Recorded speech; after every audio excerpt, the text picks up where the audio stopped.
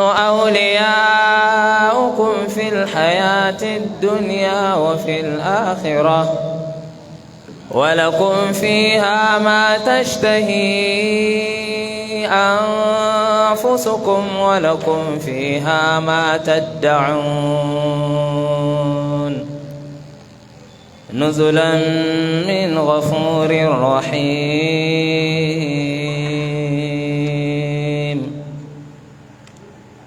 ومن أحسن قولا ممن دعا إلى الله وعمل صالحا وقال إنني من المسلمين. ولا تستوي الحسنة ولا السيئة ادفع بالتي هي أحسن فإذا الذي بينك وبينه عداوة كأنه ولي حميم. وما يلقاها إلا الذين صبروا وما يلقاها إلا ذو حظ عظيم. وإما ينزغنك من الشيطان نزغ فاستعذ بالله إنه هو السميع العليم. أعوذ بالله السميع العليم من الشيطان اللئيم الرجيم. بسم الله الرحمن الرحيم. إن الحمد لله نحمده ونستعينه ونستغفره ونعوذ بالله من شرور أنفسنا وسيئات أعمالنا. من يهده الله فلا مضل له ومن يضلل فلا هادي له. وأشهد أن لا إله إلا الله وحده لا شريك له وأشهد أن محمدا عبده ورسوله. يا أيها الذين آمنوا اتقوا الله حق تقاته ولا تموتن إلا وأنتم مسلمون. يا أيها الناس اتقوا ربكم الذي خلقكم من نفس واحدة وخلق منها زوجها وبث منهما رجالا كثيرا ونساء واتقوا الله الذي تساءلون به والأرحام إن الله كان عليكم رقيبا. يا أيها الذين آمنوا اتقوا الله وقولوا قولا سديدا يصلح لكم أعمالكم ويغفر لكم ذنوبكم ومن يطع الله ورسوله فقد فاز فوزا عظيما. أما بعد فإن أصدق الحديث كلام الله تعالى وخير الهدي هدي محمد صلى الله عليه وآله وسلم وشر الأمور محدثاتها فإن كل محدثة بدعة وكل بدعة ضلالة وكل ضلالة في النار. أعاذنا الله وأجارنا من النار. يوم السلام عليكم ورحمة الله وبركاته. muna masu jaddada godiyarmu ga Allah maɗaukacin sarki mai kowa mai komi buwayi gagara misali, ubangijin da ya samar da mu daga babu, da ba mu sai ya yi mu, da ya tashe mu sai yi mu mutane, da ya ga dama sai mu wasu halittun wanda ba mutane ba. To Allah mun gode da kai mu mutane, sannan ya kaddara muka zanto musulmai, ya kuma ba mu dama muka sake haduwa a wannan masallaci mai albarka, babban masallacin ahlus sunna da ke wannan yanki na New Karo a ƙaramar hukumar Karo da ke nan jihar Nasarawan tarayyar Najeriya. Yau muna Alhamis 20 cif ga watan Ramadan mai albarka na wannan shekara ta 1443 hijiran fiyayyen halittar Allah annabi Muhammad sallallahu alaihi wa alihi wa sallama daga Makka zuwa Madina, wanda kuma yau 21 ga watan 4 Abrilu na shekara 2022 a kalandar da gwamnati ke amfani da ita wajen aikace-aikacenta na hukuma, ciki har da biyan albashi da biyan 'yan kwangila da sauran a dukkan wani shige da fice na gwamnati da ke bukatan tarihin kwanan wata, kuma mun taru ne saboda mu ci gaba da karatunmu na alƙur'ani a mataki na tafsirin ramadan da muke gabatarwa a wannan masallaci. mun shiga sabuwar sura jiya, sura ta 37, suratul safat, kuma mun yi karatu har zuwa aya ta 5. wato alaramma ya karanta aya ta 1, ta 2, ta 3, ta 4, ta 5. mun yi bayani gwargwadon iko, amma muna kan bayanin ƙarshen aya ta 5 ɗin ba mu kammala ba sai guguwan hadari ya taso. wannan ya sa muka rufe, muka yi wa Allah ta'ala godiya da ya ba mu ruwan sama mai albarka. to yau za mu sake farawa daga aya ta 5 ɗin nan, wanda ya biyo bayan jawabul kasami na ubangiji ta'ala bayan ya yi rantsuwa da wasafati safa fazzajirati zajra fattaliyati dhikra, sai ce inna ilahakum lawahid. to bayan wannan ya dada fashin baki game da ilahukum dinnan. Allah ramma ka sake farawa daga aya ta 5, rabbul mashariki, ko inna ilahakum lawahid. inna ilahakum lawahid. na'am. رب السماوات والأرض وما بينهما ورب المشارق. jiya muka ce shi Allah madaukakin sarki mahaliccin kowa, mahaliccin komai, yana da yanci ya rantsi da duk abin da ya ga dama. shi yasa a wannan sura ya buɗe suran da rantsuwa guda 3, kuma kowanne da waɗansu samfuri ko wata tawaga ta mala'iku.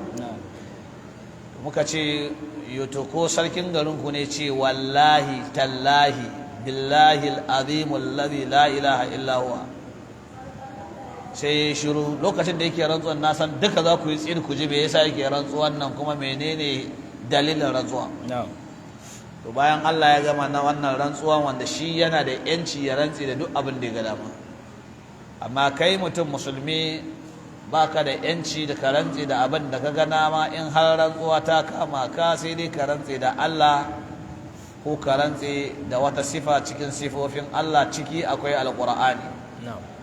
kamar yadda muka yi bayani jiya, za ka yi rantsuwa da rabbul ka'aba, ka rantsi da ubangijin ka'aba. ka iya rantsewa da ubangijin limamin garinku, amma ba za ka rantse da liman ba ko? amma ka rantse da ubangijin liman, to ka rantse da Allah kenan.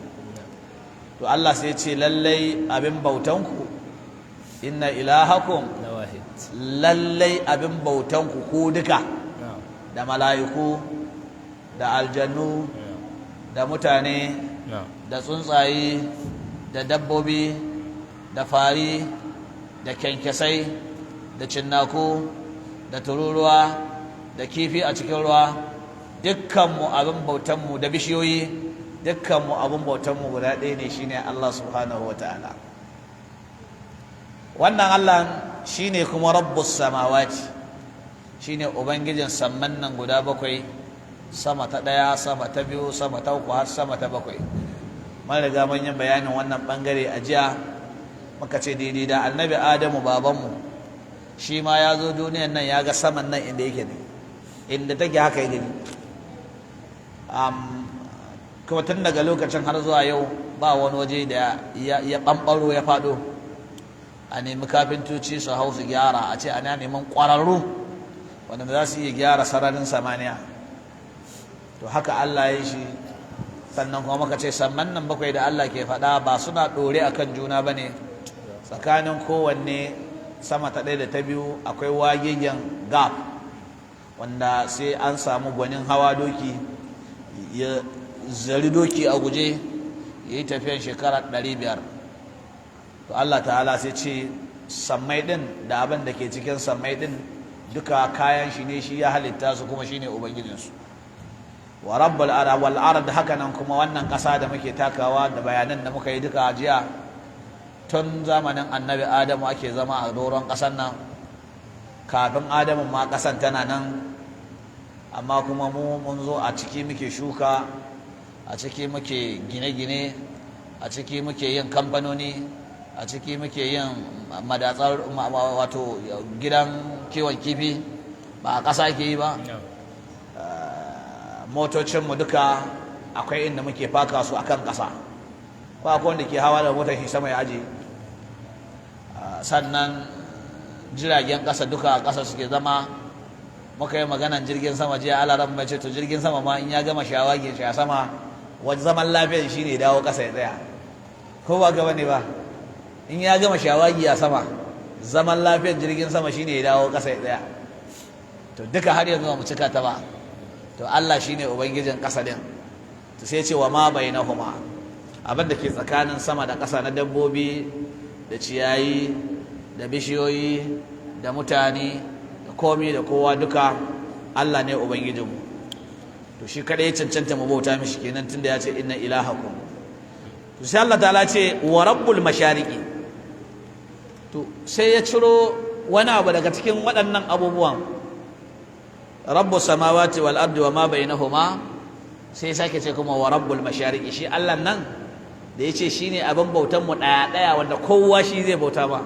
In ka ki ka shawaya, in ka ki ka shawaya, ka shawaya a duniya, ka shawaya lokacin mutuwa, ka shawaya a kabari, ka shawaya a farfajiyar kiyama, sannan an gama hisabi ka shawaya tara bada. Allah ya kiyaye. Amin.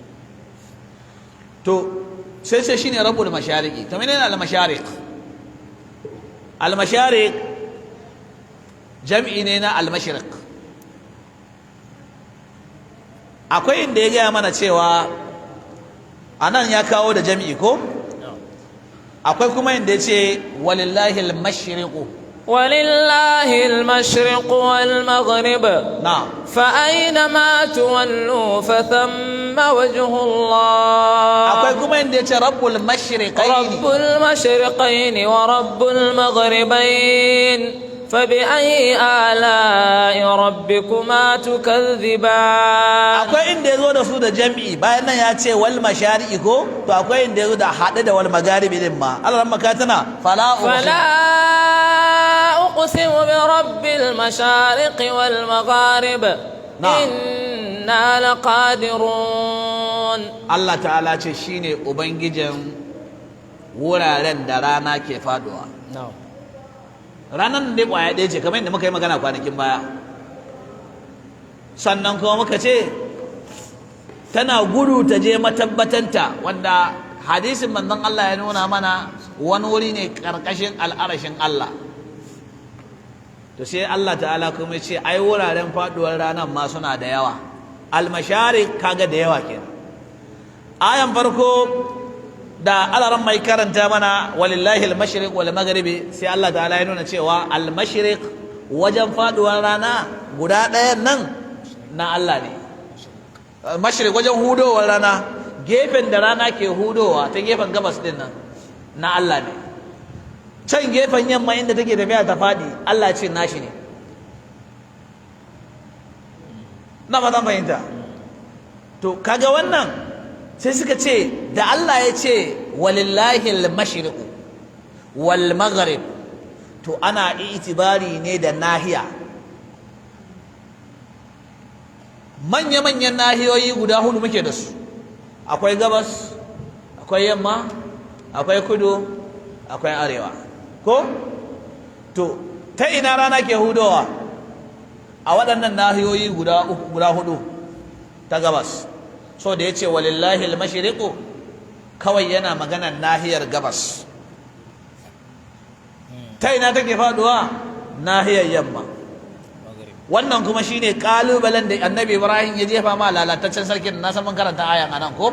Da ya ce shi ma yana kashewa yana rayawa, sai Annabi Ibrahim ya ce me ai ubangiji na bai takaita da kashewa da rayawa kadai ba, shi yake tado mana da ainihin ke fito mana da rana ta gabas. Yanzu kai taso mana da taka ranar ta yamman ka isa. To idan aka ce al-mashriqu lillahi al-mashriqu ka aka shiru, ana nufin nahiyar gabas, nahiyar da rana ke hudowa. Da aka ce rabbul mashriqaini wa rabbul magharibaini, Allah ta'ala shine ubangijin wuraren da rana ke hudowa wuri biyu, da wuraren da rana ke faduwa wurare guda biyu. to sai suka ce wannan ana itibari ne da lokacin da rana ke hudowa a zamanin da ana tsananin zafi da kuma lokacin da ana tsananin sanyin hunturu. Wuraren daban-daban ne in ka zama mai lura. Wani lokacin sai ga ranar ta fito ta gabas maso kudu, sai ta je ta faɗi a yamma maso arewa. A wani lokacin kuma ana abin nan sai ta hudo ta gabas maso arewa, sai ta je ta faɗi a yamma maso kudu.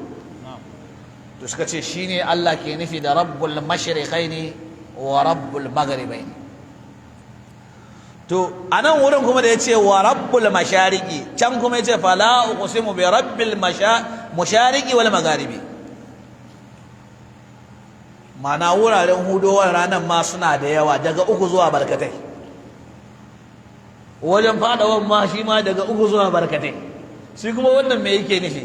Shine aka ce abin da Allah ta'ala ke magana a nan a kai shine a kowace shekara ana da kwanaki 360. To a kullum inda rana ta yau ta fito ba nafsin wajen ta sake fitowa gobe ba, za ta sake fitowa gobe ba, sai dai kai ba za ka iya ganewa ba kawai. Ina fatan fahimta. Inda ta fito yau da za ka zana layi a wajen, da gobe za ka ta dan matsa kaɗan, ko yaya, ko da wani ɓangare na da zai fito ya ɗan shiga nan. Na fatan fahimta. Sai ta fito a wani wajen da ba lallai inda ta fito jiya ba, ta ɗan matsa kaɗan. Haka nan ta je faɗuwa, za ta je ta faɗa ne a wani wajen da ta ɗan matsa kaɗan a kan na jiya. To suka ce a waɗannan kwana 360 da ke shekara haka al'amarin ke juyawa. Shi yasa da ya tashi bayani a nan wurin sai ce fala uqsimu bi rabbil mashariqi wal magharibi. Shine dai ubangijin wa'annan wuraren baki daya. Duka wannan suna tabbatar mana da cewa Allah shine sarkin iko, Allah shine sarkin hikima, sannan kuma bittali shi kadai da yake yin wannan aiki ba wani taimaka masa. Ba akwai wanda ya ce taimaki Allah wannan aiki? Sannan ranar ta ɗan fitowa ka ce bari ka ta hannu ka tare. YouTube Bahaushe ma ya ce rana ta fito tafin hannu bai iya kare ta, ko ba gaba ne ba? To Allah ta'ala wannan bayanin yana so ya gaya mana inna ilahakum lawahidun, nan fa tabbas ne bauta mishi shi kadai ka zauna lafiya a duniya, bauta mishi shi kadai ranar mutuwanka ka mutu da imani, bauta mishi shi kadai kwanciyan kabarinka ya maka sauki. Amma akwai wahala, akwai damuwa a kabari. Duk wanda bai je kabari da tauhidi ba, bai je kabari da imani ba, bai je kabari da abokan fira ba. Abokan firanka sune kyawawan ayyukanka, kamar yadda manzon Allah ya faɗa mana, yace yatba'ul mayyita thalathatu. Abu 3 ke raka mamaci makabarta: yan uwa da abokan arziki, dukiya sai aikinsa. Ce fa yarji'u ithnan, guda 2 sai su dawo su bar shi can, wa yabqa wahid, ɗaya kuma sai zauna tare da shi. Yan uwa da aka raka shi aka tafi, har ma da yayansa ba wanda zai ƙara awa ɗaya wajen. Maganan a soke raƙumi, a feɗa raƙumi, a kace-kace da nama, a rarraba, a sama kowa a leda, kowa ɗibi nashi ya ƙara gaba, awa nawa zai ɗauki wannan?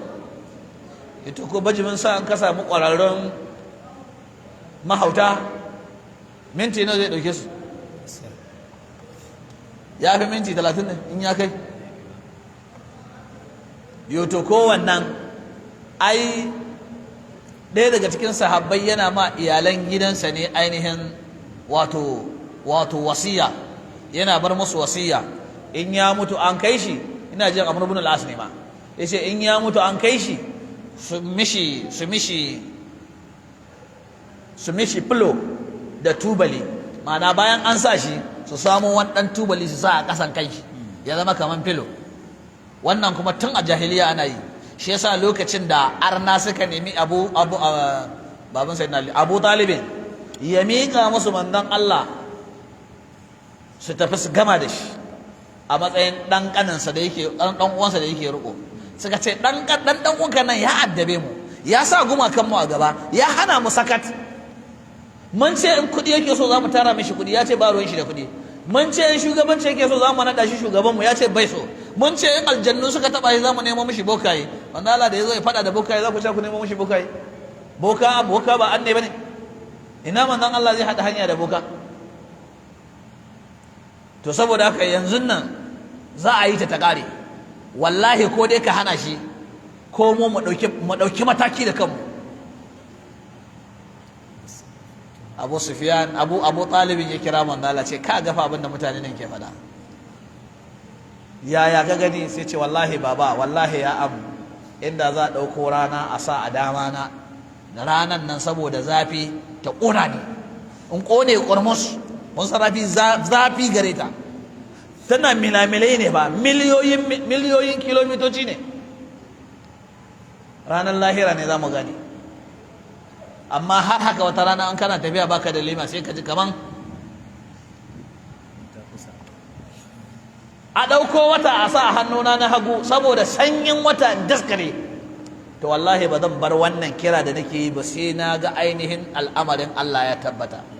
Da ya ga da gaske yake yi sai ce kai idhab, je ka shiga duk inda ka ga dama a garin Makka, ƙwaryar Makka, kai ɗan dangi ne, ɗan Makka ne, wa qul ma ahbabt, ka faɗi duk abin da kake so ka faɗa.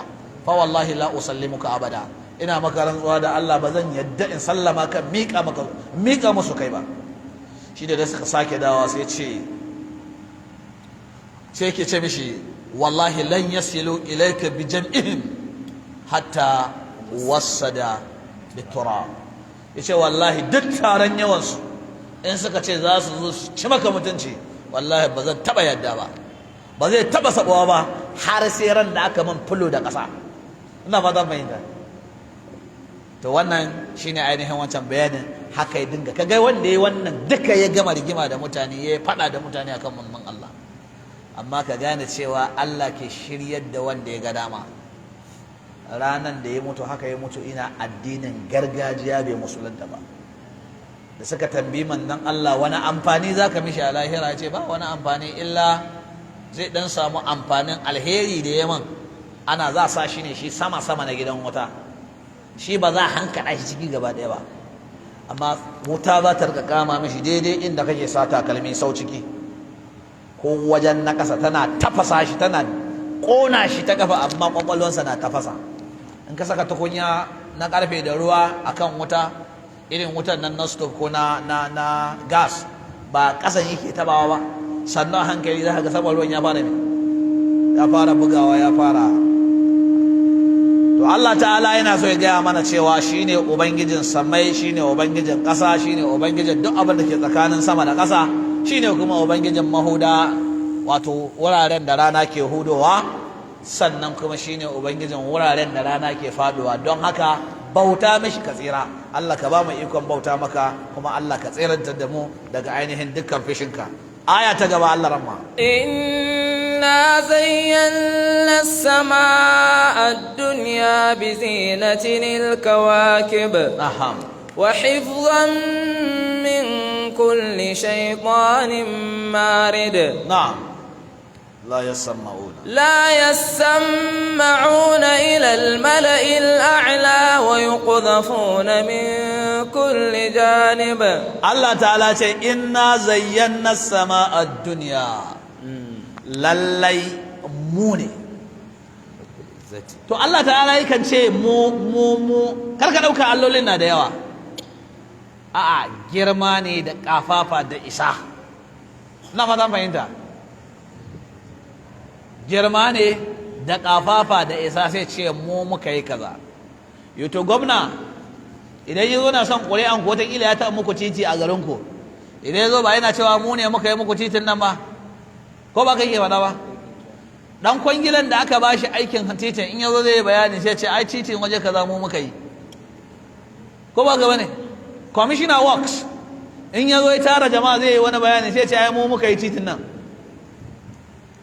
Daidai da labaran da shi aka yi aikin, su ne masu kaza, su ne masu kaza, in yazo sai ce me mu muka yi aikin nan. To waye a cikinsu? Gwamna ya ce su suka yi, kwamishina ya ce su suka yi, shugaban kamfanin da suka yi ya ce su suka yi, direban tarakta da shine dundun guje ciyawa da bishiyoyi ya ce su suka yi, lebara ma da ke baza kwalta ya ce su suka yi, to waye ya yi ƙarya a cikinsu? Dukkansu sun faɗi gaskiya, ko ba gaba ne ba? Dukkansu sun faɗi gaskiya. To amma ba irin wannan bane na Allah. Na Allah idan ya ce mu muka yi, yana nufin shi yayi. Yana nufin me? Shi yayi. To wani aikin kuma yana da waɗanda yake ɗora musu alhakin ku je ku yi kaza. Amma sun yi ne da me? Da umarnin shi. Kamar inda je maka karanta ayoyi guda uku. Kowanne na bayanan ainihin kashe rai in ya zo mutuwa. Ɗaya ayan Allah na cewa shi ke kashe rai. Ɗaya ayan na cewa mala'ikan mutuwa ne ke kashe mutane. Ɗaya ayan na cewa kuma manzannin Allah ma suna da yawa, ba mala'ikan mutuwa bane shi kadai. Sai muka ce to wanne ne ba daidai ba ciki? Duka daidai ne. Mala'ikan mutuwa baya tafiya ya ɗauki rai sai da me? Sai da umarnin Allah. Saboda haka Allah ne ya bada umarnin sai ya je ɗauko ran. وما كان لنفس أن تموت إلا بإذن الله. babu wata rai da za ta mutu face da izinin Ubangiji, sai Ubangiji ya ce karɓo maran wane sai ya karɓo. To shi kuma lokacin da ya je karɓo wannan yana da awan, kamar yadda kuma manzon Allah ya yi bayani. Malam Nasiruddin Al-Albani ya kawo wannan dogon hadisin na Al-Bara ibn Azib a cikin littafinsa Ahkamul Jana'iz wa Bid'ah, a daidai lokacin da yake maganan addafanu wa tawabi'u, wato yadda ake binne gawa da abin da ke biyo bayan binne gawa. Da ya kawo wannan dogon hadisin da manzon Allah an je makabarta ba kammala hakan kabari ba, sai ya samu gefe ya dan tsuguna ya zauna, sai sahabbai suka kewaye shi, ya dauki wani dan tsinke sai yana tsakalar kasa, sai ya kalla sama sai ya sauke, ya sake kallon sama ya sauke, da ya kalla na sai ce istaizu billahi min azabil qabri, sai wallahi ku rika neman Allah ya kare ku daga azaban kabari. Ka roƙi Allah yau a sallolinka guda uku da kai zuwa yanzu, asubahi, azhar, la'asar, ka roƙi Allah ya raba ka da azaban kabari ko baka roƙa ba? Amsa ma kanka. Manzon Allah ce duk wanda ya zo tahiyan ƙarshe kafin ya yi sallama ya tabbatar ya roƙi Allah ya raba shi da waɗansu gagaruman bala'i guda hudu. Saboda haka dole limamanmu sai mun rage sauri wani lokaci, ina fata an fahimta, dan jama'a su samu dama su karanta wannan. Wani lokaci ku kun haddace kun iya abinku da sauri, wani kuma shi yanzu yake koya, saboda haka ku za ku yi nan da nan ku gama, shi kuma bai ainihin abin nan ba. Ina fata an fahimta. Yace ka ce Allahumma inni a'udhu bika min azabil qabri wa a'udhu bika min azabin nar wa a'udhu bika min fitnatil mahya wal mamat wa min sharri fitnatil masiihid dajjal, kafin kai sallama a sallah. Na'am. To sai zama Allah ta'ala ya tabbatar mana da cewa shi ke ba da izini sannan a karɓo rai, shi kuma mala'ika mutuwa shi ke tafiya ya karɓo, kafin ya je ya karɓo a awan mataimakansa entourage nashi masu zuwa kafin gwamna ya zo. Yanzu wannan kasuwan da aka bude ko gidan wajen garejin nan da aka bude na bus din nan da aka bude bus terminal, ba shugaban kasa ne ya zo ba da kaji, kafin shugaban kasa ya zo kwana nawa jami'an tsaro da ainihin jami'an leƙen asiri da mafaran kaya da babbakon kaya da yalon kaya da wane ne da wanda za su zo a ƙasa da wanda za su zo a babura da wanda za su zo a mota, kwana nawa suka yi suna zuwa suna leƙa wajen suna kallo, wataƙila har an gwamfan nan san da aka zo ka duba, kar wani ya zo ya makale a wajen, ana cikin wajen ya fito a guje ya yi ƙunan bakin wake. To shi ma mala'ika mutuwa na da entourage, yana da waɗansu wanda suke tafiya kafin ya zo, za su je su kewaye mai wanda zai mutu zuwa an jima din, fal iya ganin su, shi mai mutuwan zai gan su amma a lokacin da ba zai iya bayani ba, fal za su kewaye. To su ne yana cire ran sai su karbe a hannun shi, sai su nade a cikin wani hankaci. Shine manzo Allah ce shine ainihin mai fassaran waɗancan tawaffatu rusuluna, ma'ana su ma suna da nasu ainihin rawa da suka taka wajen karɓar ranwa ne, shine sarrako mala'ikan mutuwa, ana gamawa kuma sun tafi da sun karɓar ran su rike sai suka haura da shi sama. To saboda haka da Allah ta'ala yake cewa mu muka yi kaza, ba yana nufin yana da abokan aiki waɗanda su suke dafa masa a matsayin alloli su ma ba, a'a sai dai ya delegate, ya ce je ka yi aiki kaza, je ka ɗauko ran wani, kai Mika'ilu a zazzagar da ruwa a gari kaza da gari kaza da gari kaza, je ba mun sha ruwa ba? To shi ma Mika'ilu ai mun ji yana da mataimaka, shi ma Jibrilu ai mun ji yana da mataimaka, da aka ce fattali ya ce zikira.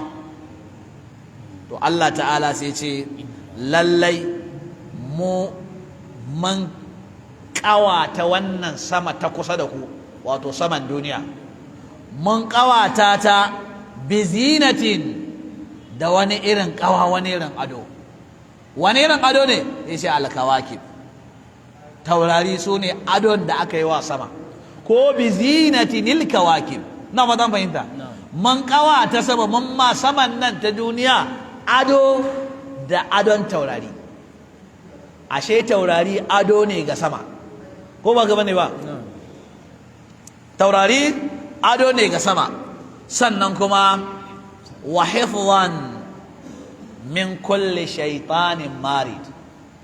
Sannan shaidanun nan, taurarin nan, man ajiye su zama ainihin abin baiwa sama ɗin kariya daga dukkan wani shaidani mai taurin kai, jefaffe marashin albarka. To yaya taurari za su iya zama kariya daga shaidanu masu taurin kai, la'anannu? Sai Allah ta'ala ce la yasamma'una ilal mala'il a'la. Waɗannan shaidanun aljannun, saboda taurari suna zaman kariya ga sama, yasa su aljannun nan ba za su samu dama ba har su je su yi sauraro ko su yi satan jin magana daga almala'ul a'la. Su wane ne almala'ul a'la? Su ne mala'iku da ke can sama, lokacin da suke tattaunawa suna tambayar junanku madha qala rabbukum qalu al-haqqa wa huwa al-aliyyul kabir. To manzon Allah sallallahu alaihi wa alihi wasallama yayi bayani cewa aljannu suna hawan junansu daga nan ƙasa, wannan ya hau wannan, wancan ya hau wannan, wancan ya hau wancan, wancan ya hau wancan, har su je can sama. Me yake kai su? Suna tafiya don su saci ji lokacin da mala'iku ke tattaunawa. Yaya mai Ubangiji ya ce za a yi ne yau din nan ko gobe? Ce Ubangiji ya ce za a yi kaza, za a yi kaza, za a yi kaza. To waɗannan irin maganganun idan suke abin da suke tafiya su sato kenan. Idan suka zo, wannan aljanin na can sama sai ya faɗa ma na ƙasa da shi, wancan ya faɗa ma wancan, har a faɗa ma na ƙasa. Sai su je su samu kuma abokanan aikinsu bokaye, sai su tsegunta musu. To waɗannan bokayen kuma sai su ƙaro da ƙarya 99 ko 100 sai su haɗa, sai su gaya wa duniya. To a cikin maganganun bokayen na watakila ya taɓa ɗan guda ɗaya ya yi daidai. To yana cikin wanda aljannu suka sato, wannan ya faɗa ma wannan, wannan ya faɗa ma wannan, har ya kai kunnuwan bokaye abokanan aikinsu. Shi kuma boka aljani zai taimaka masa ne bayan ya arnantar da shi. Ko da ya ce shi musulmi ne, to sai ya hana shi wani abu cikin ayyuka na ibada. Ko dai ce ba zan ce kar ka yi sallah ba, ka yi sallah amma ba alwala. Wanda ke sallah ba alwala mai amfanin sallar? Ko a ce ya yi watsi da sallar la'asar, ko a ce ya yi watsi da sallar asubahi. To wannan aljannu da suke hawan juna don satan ji, shine Allah ta'ala ya ce waɗannan ainihin taurarin bayan kasancewansu ado ga sama, to sannan kuma ana amfani da su wajen su zama gurneti ko wato measles da ake jifan ainihin aljannu da su. Ana harbin su, idan aka harbe su da shi sai ƙoƙƙone na ƙoƙƙonewa. Kaɗan daga cikinsu su rayu su kai labari, shine suke tafiya su kai ainihin labarin da suka ɗauko.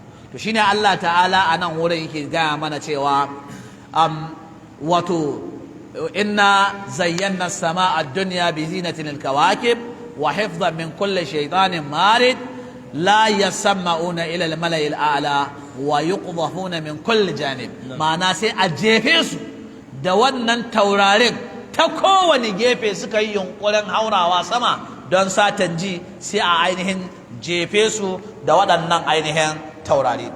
Akwai ayoyi masu kama da wannan alaramma. Ayan Allah ta'ala ke cewa ولقد زينا السماء الدنيا بمصابيح وجعلناها رجوما للشياطين نعم. وأعتدنا لهم عذاب السعير. Allah ta'ala ya sake cewa a cikin suratul hijri Allah ta'ala walaqad ja'alna fis samaa'i burujan wa zayyanaha lin-naadhirin wa hafidnaha min kulli shaytanir rajim illa man istaraqa as-sam'a fa atba'ahu shihabun mubin. Waɗannan ayoyi duka suna tallafa ma waɗannan ayoyi da muka karanta, ma'ana da Allah ta'ala ce walaqad zayyana as-samaa ad-dunya bi masabiha a suratul mulk aya ta 5. Haƙiƙa man kawata wannan sama ta duniya ta kusa da munnan bi masabiha da waɗansu fitilu masu haske. Kenan ashe taurarin nan da za a kai dare sai ya zama wata kila saboda hadari ko wani dalili ko ba hadarin ma Allah ya ga dama bai fitar da taurarin ba hasken wata ba hasken taurarin, ya sama zai zama baki kiran dudu. To sai Allah ta'ala ce to sai muka sanya waɗansu fitilu masu haske a wannan sama ta duniya. Wataƙila shi yasa da kayi gidanka a saman silin naka sai ga ka makala fitilu don su ba su haskaka maka ɗakinka, ko ba gaba ne ba? Saboda Allah ya makala mana fitilu a can sama wanda ba rechargeable bane ko ba sa bukatar sai mun caji, ba sa bukatar man fetur, ba sa bukatar ainihin wutan ruwan ka inji, ko ba ka bane ba? To Allah ne yayi wannan aikin, sai ce waɗannan fitilun waja'alnaha rujuman lishayatin, bayan kasancewar su fitilu a sama. Kaga aikin su na farko kenan ko? Fitilu ne, kawa ne, ado ne a sama, sannan fitilu ne suna haskaka mana sararin duniya. Kaga aikin ya zama biyu. Ga su kawa ado ne a sama, sannan ga su masabih ne, fitilu ne suna haskaka mana ainihin doron ƙasa, muna gani muna jin daɗi, ko ba gaba ne ba? Sannan kuma ja'alnaha rujuman lishayatin, sai muka sanya su wato suka zama ainihin miza, suka zama ainihin harsashi da ake jifan shaidanu, ake jifan aljannu da su. Sannan Allah ta'ala ce wa'atadna lahum azaba sa'ir. A nan din ma a can gaba ya gaya mana cewa akwai azabun wasib, shine azabar sa'ir a ainihin suratul mulk. A wannan suratul hijri yace walaqad ja'alna fis sama'i burujan wa zayyanaha lin nadirin. Lallai hakika mun sanya waɗansu taurari a sama, sannan kuma muka sanya suka zame wa zayyanaha lin nadirin, muka sanya wato wannan buruj na sama sai muka sanya taurari suka zama kawa ga ainihin sama ga dukkan wanda zai daga ido ya kallo, zai gan su rambatsai, gwanin ban sha'awa, gwanin ban kai. Sannan ce wa hafiznaha min kulli shaytanin rajim, maka ba wannan saman kariya daga dukkan wani shaidani tsinanne lalatacce wanda Allah ya jefe shi ya tsine mishi albarka. Mun ba shi kariya sanin da me illa man istaraqa sam'a fa atba'ahu shihabun mubin, wanda ya kokarin yayi saci jin maganganun mala'iku, Allah ta'ala sai ce waɗannan harsashen wanda daga wannan taurarin ne sai a ɗiba, sai a wurge su da su, sai ya bi shi, sai ya je ya halaka su. To nan wurin shine Allah ke gaya mana cewa wannan sama ta duniya ga ado nan na taurari, sannan kuma kariya ne su taurarin wanda ake jifan dukkan wani lalataccen shaidani, dukkan wani aljani mai taurin kai da ya yunkurin ya haura sama, shine manistar sam'a ko? To Allah ta'ala sai ce duhuran wa lahum azabun wasib. Waɗannan taurari ana amfani da su ne don a fatattake waɗannan shaidanun, duhuran don a kore su da shi, ma'ana a ɗibi wannan taurarin a harbi waɗannan ainihin lalatattun aljannun, shaidanun aljannun waɗanda ke yunkurin haurawa sama don sato jin magana su kawo wa ainihin bokaye abokan aikinsu. Allah ta'ala ce to duhuran ana amfani da taurari ne don a kore su, a halaka su da shi. Sai Allah ta'ala ce wa lahum azabun wasib, sannan kuma suna da azaba madawwamiya a gobe alkiyama. Domin kun san yadda ɗan adam zai shiga aljanna, haka nan za a samu aljannu da za su shiga aljanna.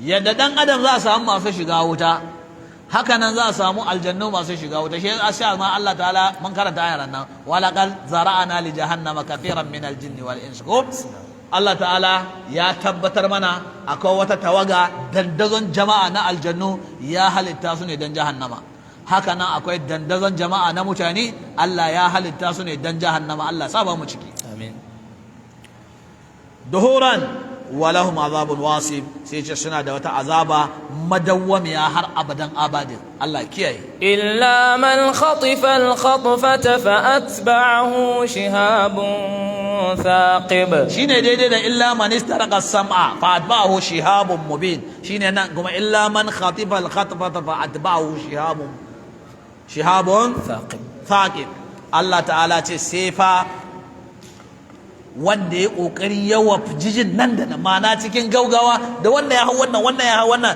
da jin magana ana hawa ana harbo su ya riga ya dan ji abin da ya ji sai ya marmaza ya gaya ma na kasa da shi ko da ainihin tauraron wutan wannan yulan wannan gurnetin wannan ainihin harsashin ya gama da shi ya riga ya aika sako kamar yadda barayi suke ma mutane a yanzu nan barayin da suke sace ma mutane kaya a under bridge a Mararaba kawai abin da ke faruwa a Lagos ya dawo nan da sun wafci jakan mutum sai jefa ma wancan sai jefa ma wancan sai jefa ma wancan in ma ka bi wannan baya hannun shi kana hannun sa su zo su rufe ka to shine nan da nan wanda ya wafci magana ya saci maganan nan da nan cikin hanzari ya dan ji abin da ya ji sai ya mana gaya ma na kasa wacce ya magana in ma su biyu sun share an riga an gaya ma wancan a kai ma dai ainihin bokaye saboda me to Allah ta'ala ce to irin waɗannan fa atba'ahu shihabun thaqib wannan ainihin yula na ainihin taurarin wannan wutan da ke cikin taurari da aka tanada wannan wutan sai ya bi shi don ya kone shi na'am fastaftihim ahum ashaddu khalqan amman khalaqna na'am inna khalaqnahum min tinin lazib Allah ya ce wa annabi Muhammad sallallahu alaihi wa alihi wa sallam fasal haula'i al-munkirina lil ba'thi ayyuma أشد خلقا هم أم السماوات والأرض وما بينهما من الملائكة والشياطين والمخلوقات العظيمة tambaye su mana fastaftihim nemi fatawa daga wajen duk wani wanda ya ce bai yarda da tashin alkiyama ba ce to zauna ba ni bayani me dalilin ka na cewa baka yarda akwai tashin alkiyama ba in ka mutu za a dawo da kai me matsalan a wajen me wahalan a wajen tambaye su ahum ashaddu khalqan halitta su mutanen da ke cewa ba su yarda da tashin alkiyama ba shin halittan su ne yafi wahala yafi tsanani ko yafi girma amman khalaqana ko kuwa ababuwan da muka halitta musamman wanda wannan sura ta yi bayani tun daga wasafati safa fazzajirati zajra fattaliyati dhikra sannan sai ce me rabbus samawati wal ard wa ma bainahuma wa rabbul mashariqi to duka waɗannan mala'iku rana sammai ƙasa mutane sauran halittu su ne suka fi nauyi suka fi girma suka fi tsanani halitta su ko su mutanen nan da ke ainihin ƙoƙarin musun tashin alkiyama akwai amsa ko babu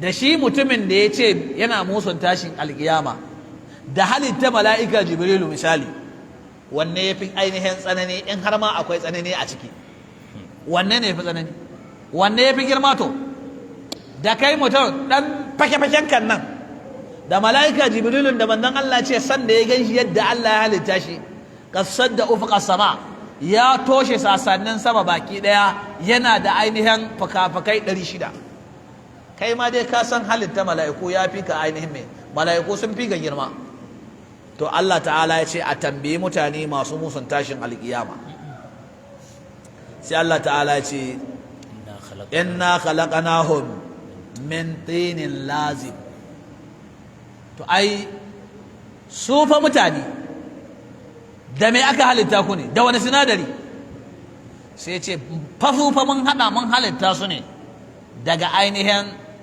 tsin laka tabo lazib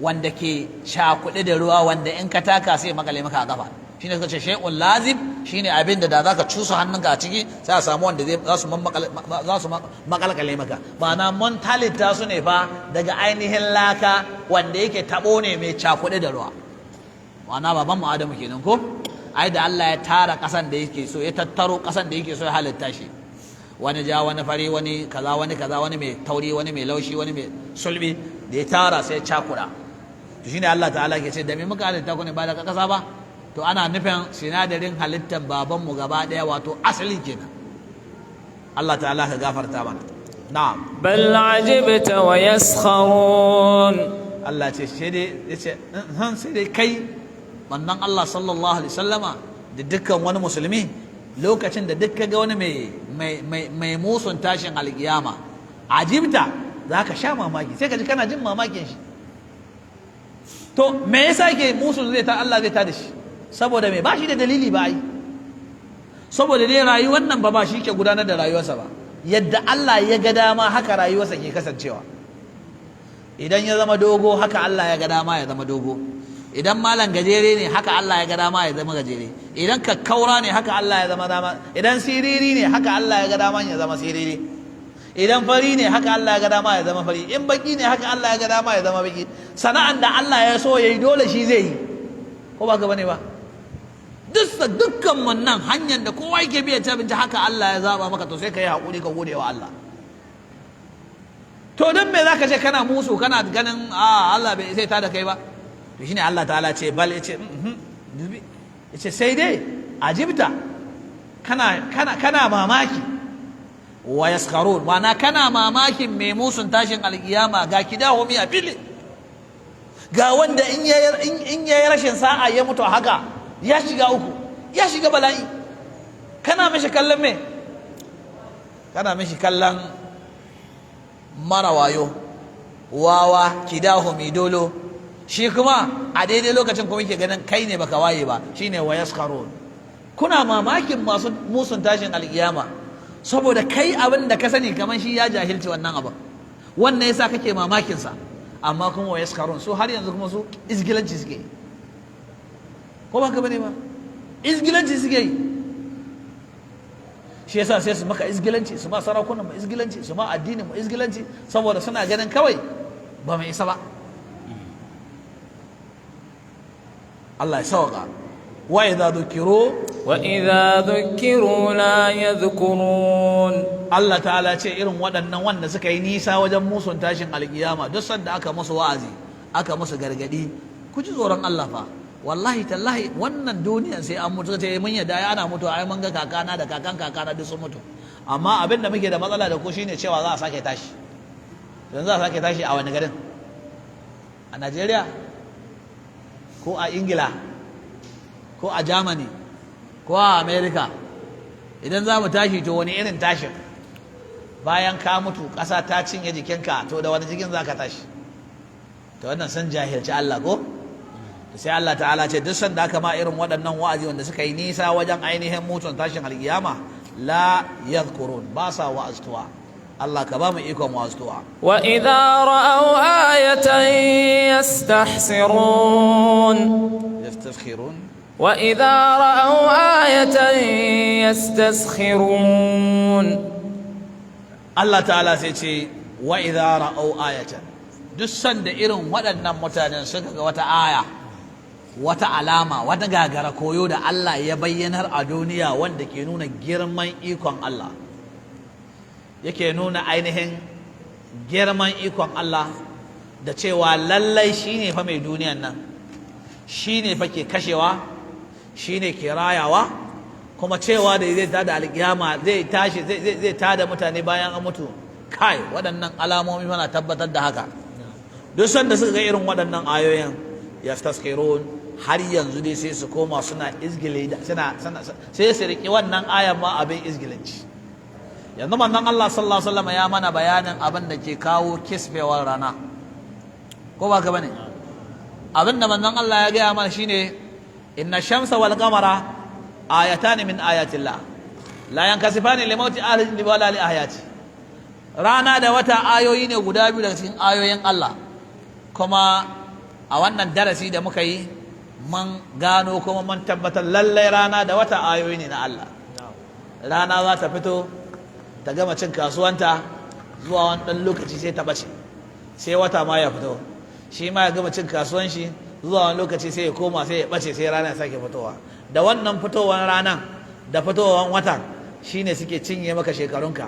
So ne yau da goben, yau da gobe kuma bai bar komai ba in ji Bahaushe ko yau da goben nan ne dai zai sa watan wata rana a ce ai baka nan, yau shekaran ka 10, shekaran ka 15, shekaran ka 20, shekaran ka 30, shekaran ka 40, 50, 60, 70, ya ce Allah sarki yau shekaran sa ɗaya da mutuwa. Ko ba gaba ne ba, yau da gobe ya cinye maka waɗannan shekarun gaba daya. Ko ba gaba ne ba. To wannan ainihin wato wannan yau da goben da ke tabbatar da ayoyin Allah, sai manzo Allah ya gaya mana cewa to su wannan rana da watan ayoyi ne na Allah, suna kuma kirga mana kwanaki. Sai ce ba sa kisbewa rana haskenta da dushe a daidai lokacin da ake rana tangarar a shiga wani duhu a wani yanki na duniya. Baya faruwa kawai don an haifi wani mutum ko don wani mutum ya mutu, amma idan kun ga haka zunubanku ya jawo shi, to ku je ku yi ta istighfari, ku yi sallah, ku yi addu'a, ku yi sadaka har Allah ya yayi. Yanzu kaga manzon Allah ya gaya mana in an ga haka ayi me? Ayi sallah, ayi addu'a, ayi istighfari, ayi sadaka ko? To yanzu ci gaban zamani ya kai alamomi na ilimi na falakin nan da turawa suka samu har suke iya tura kumbo ya je duniyar wata, ko ba gaba ne ba a ce waɗansu 'yan sama jannati sun tafi duniyar wata. To wannan ya sa suna da bincike da suke yi a gwada a ga, sai a ce ranar kaza ga watan kaza akwai harsashe ko ana tsammani za a samu kisbewar rana a yankin Afirka ta yamma, wanda zai shafi Ghana, zai shafi Kamaru, zai shafi Chadi, zai shafi Nijar, zai shafi Nigeria, zai shafi kaza. Misali nake bayarwa. Idan aka ce kuma za a yi wani yanki na turawa, wani yanki can mai nisa,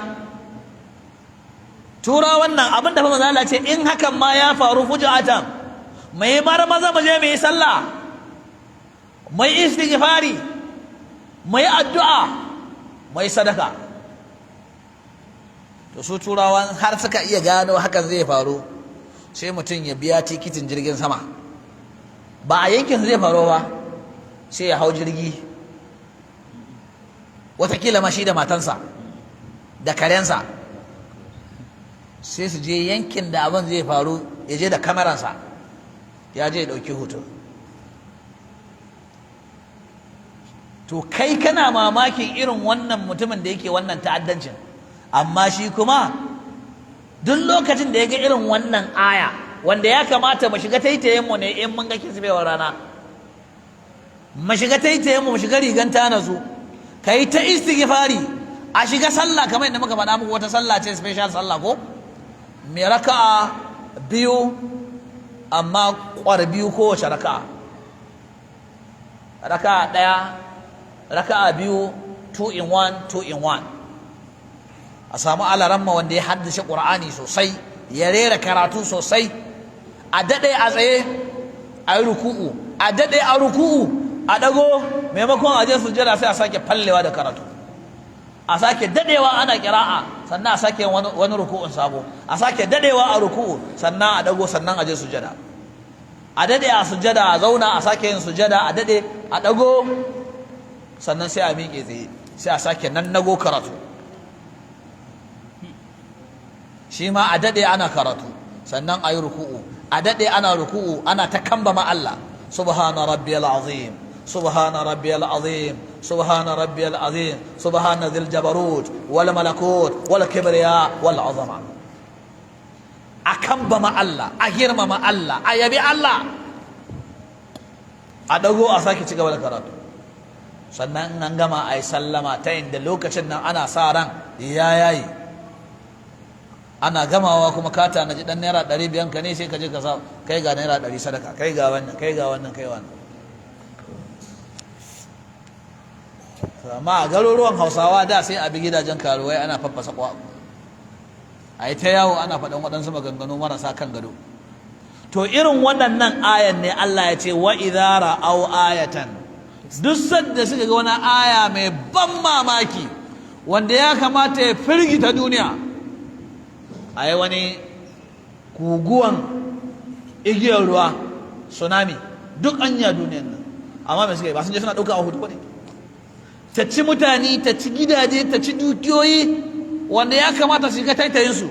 Ina yastaskharun, za su ci gaba da mai isgilanci, su mai da shi comedy, su mai da shi abin dariya, abin nan. Corona ta bayyana wanda ya kamata mutane su shiga taitayinsu ne, ta bayyana musu a can ta kashe su, ko ba ka bane ba? In dai ba ƙarya suke faɗa mana ba, abin da suke faɗa mana a tashoshin a nan, a CNN da BBC da RFI da dukansu, hal Al Jazeera sun ta ɗaukowa a rana dai sai a ce mutum 1000 kaza sun mutu. To anya wannan ba aya ba ce? To ya kamata su shiga riganta natsu ne, su wa'azazdu su. Allah ta'ala ce ina ruwan an ne, ya riga ya yi nisa baya jin kira. Shi yasa kai kana mamakin sa, shi kuma yana daukan ka wanda ba gidaje. Yanzu ko shiga masallaci ne da muke shiga mu yi sallah, so suna daukan mu gidadawa ne, kawai suna daukan ga waɗansu gidadawa sun shiga suna bata lokacin su. Allah ka gafarta mana. وقالوا إن هذا إلا سحر مبين. har ma kaji suna cewa in hadha, ai wannan maganganu da kuke mana cewa akwai tashi bayan mutuwa, ka zo mana cewa ga wani littafi ka ce na Allah ne, ba komai bane face rufa ido ne. Wai rufa ido ne karantarwan Qur'ani. In ma wani aya ne ka ce wannan aya lana, zai ce wannan sihiri ne kuma bayyananne, mana wani abu ne wanda ba gaskiya ba. Ka san sihiri ba gaskiya ba ne, ina nufin ba gaskiya ba da cewa duk abin da mai sihiri ya yi ba zai ci nasara ba. Wala yuflihu sahiru haythu ata, kuma duk abin da ya yi rufa ido ne ba gaskiya ba ne, sai dai amma a ce akwai sihiri, gaskiya ne akwai sihiri. أإذا متنا وكنا ترابا أإذا متنا وكنا ترابا نعم وعظاما أإنا لمبعوثون. كاجي سنة تنبأ أإذا متنا وكنا ترابا، يعني إذا مكا متو وكنا ترابا مكا ركدي مكا ذما تربايا مكا ذما قصا وعظاما سننكم مكا ذما قصصوا مسكا ردود ديجي أتكين قصا. معنى شي متو إن يمتو أكا سكا شي أتكين كبري، أي ƙasa ne za ta fara cinye ainihin mai, ta fara cinye linkafanin, ko ba gaba ne ba? Idan ta cinye linkafanin, dama tun ina cikin linkafanin zai rube ya zagwanye, ko ba gaba ne ba? Ƙasa da tsutsotsi su yi ta ɗiban rabonsu, sannan ƙasa sannu a hankali ta cinye linkafan, sannu a hankalin naman jikin ya zagwanye ya bi ƙasa, ko ba gaba ne ba? sai zama naman ya zagwanye ya bi ƙasa, jijiyoyin duk sun bi ƙasa, sannan ya zama skeletal nashi, skeletal ma sannan hankali ƙasa ta yi ta cin ƙasusuwan. To wannan ƙasan naman da ya rikide ya zama ƙasa shine wa kunna turaba. Ina ba zan fahimta.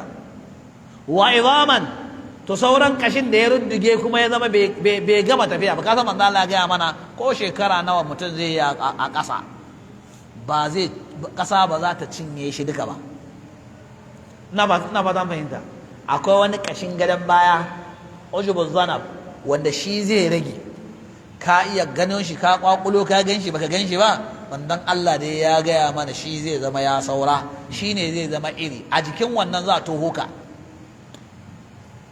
shi ne suke cewa yanzu idan muka mutu wa kunna turaba naman mu ya zagonye ya zama ƙasa wa idaman sannan kuma sauran kasu muka zama kasusuwa rududdugagu a inna lamab'uthun shin yanzu wai gaske ne za a sake tayar da mu a matsayin mutane aw aba'una al-awwalun to wannan labari mu kadai ta shafa mu dinnan da ake karanta mana Qur'ani yanzu cewa in mun mutu za ta da mu ne ta shafa ko kuwa hadda iyayenmu da kakanninmu da suka rayu tuntuni to suna son su yi wani sharri kenan ko idan suka ce hadda iyayenmu kun ce hadda su sai ce to ya ba mu gan sun dawo ko ba za ce ku saurara ranar dawowan ai ba za a dawo daban-daban ne qul innal awwalina wal akhirin lamajmu'una ila miqati yawmin ma'lum Allah ce ga ya musu innal awwalina wal akhirin da mutanen farko su Adamu da ƴaƴan sannan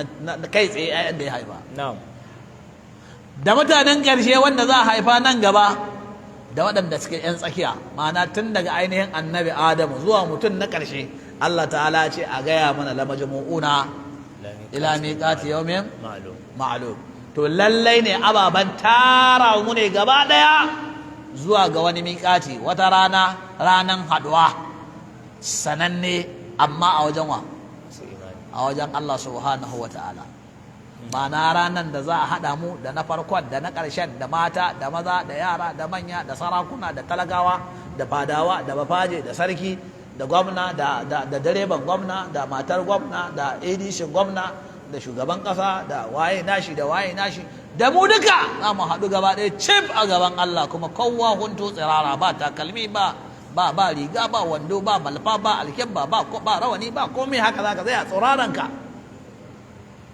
tsiraranka ga rana na bugu amma manzon Allah ya ce mana a wannan rana akwai waɗansu samfurin mutane bakwai a hadisin da al-imam Abu Hurairah ya yi bayani ya ce sab'atun yuzilluhum Allahu fi dhillihi yawma la dhilla illa dhilluh ya ce ga wani samfurin mutane bakwai ba wai mutum ɗaya biyu uku hudu biyar shida bakwai an gama ba a'a tawaga ne na ainihin wato siffa ce zai manala zai bayar duk wanda ya cika siffa ɗaya wato group ne na mutane bakwai Allah zai saka su a wata inuwa ranan da babu wata inuwa sai wannan inuwa tashi a ranan ba za a ce ina his excellency bane ga wajen kucan an tanada muku a ba magana his excellency bane inna akramakum inda Allah ya taqakum ne sa a ranan za tantance ne idan gwamna bai ji tsoron Allah ba bai bi dokokin Allah ba masinjan gwamna ya zama ya bi tsoron Allah ya bi dokokin Allah ya fi ainihin gwamna tsoron Allah sai ga ainihin masinjan gwamna su ne manya a rana ko ba gaba ne gwamna kuma suna ina suna can a rana to saboda haka a ranan ba wai manya na duniya su ne manyan lahira ba saboda haka duk wanda Allah ya bashi dama sai meme sai kokari ya dama da kyau saboda shi zai sha kayan shi ko ba ka bane ba duk wanda Allah ya bashi dama a nan duniya to yayi kokari ya dama da kyau saboda shi zai sha kayan shi abin dan da ya dama shi zai sha to dan in yazo shan din da ya ji dadin sha to waɗannan samfarin mutane bakwai da Allah ta'ala zai musu inuwa manzon Allah ya sake ware waɗansu yace Allah da kai zai ce ainal mutahabbuna li jalali ina waɗanda suka so juna don neman yardata to waɗannan mutane muka manzo Allah ya zana su ko shi imamun adilu jagora mai adalci jagora shugaba hadda shugabanci na gidanka kaiwa matanka adalci ƴaƴan da Allah ya baka ka musu adalci ko ka fifita waɗansu sama da waɗansu ko ka jawo waɗansu su ne ‘ya'yansu waɗansu kuma ‘ya'yan ba a son su ka fifita wata matar ka a sama da wata ko a'a duka ka aje su a matsayin matanka ne kai ka nemo su kai ka biya sadaki aka baka so ba wanda aka ɗaura maka a kafa da ƙarfi da yaji ba wanda kuma aka tsuna maka tsinin mandaga aka ce ka yarda ta zama matanka dole to dole ka musu adalci to wannan lafazi na adalci ya shafi ko ina ya shafi kowa da kowa to kowa ya je ya caje kansa ya ga yana adalci cikin rayuwarsa yana adalci a duk abin da yake jagoranta. Shabun na shafi ibadatillah, matashi da ya tashi wajen bautan Allah. Ina ka fito wajen wa'azi, ina za ka makabarta, daga nan fa kasuwa neman kuɗi ma ibada ne ko? don za ka je ka yi fafataka ka samu halal, ka zo ka ciyar da kanka, ka ciyar da babarka, ka ciyar da babanka, lokacin da ka yi aure kuma ka ciyar da iyalinka. Na fata fahimta. Hakanan rajulun qalbuhu mu'allaqun fil masajid, mutumin da zuciyar shi na ɗamfare da masallaci. Duk yadda za ka yi da shi ba zai yi sallah ba sai a masallaci. Sallar asubahi masallaci, azhar masallaci, la'asar masallaci, magariba masallaci, isha'i masallaci, tahajjud masallaci, juma'a masallaci, sallar idi musallar idi zai je da shi zai. Ko ba ka bane? Da ya zo sallar la'asar aka ce akwai karatun Qur'ani, ce anna nan. Ina ka fito masallaci, ina za ka masallaci. Manzo Allah ce to shi ma yana karkashin inuwa ranan da babu wata inuwa sai inuwan Aisha Allah. Rajulani tahabba fillahi ijtama'a alai wa tafaraqa alai. Abokan juna ko waɗanda suka san juna a wajen addini, bai taba sanin shi ba sai a addini. Ko ba ka bane ba? Yanzu alaran ma watakila bai taba gani na ba a duniya, watakila bai taba gani sai ranar da na fara zuwa na, watakila ne ma ban taba ganin shi ba. Daga wannan zuwan alqur'ani ya hada mun zama ainihin masoya juna da ikon Allah sai aljanna in Allah ya yarda. To dullan da ainihin ka saba da wani a wajen aikin Allah, to duk yadda guguwa za ta kada karka yadda kurbu.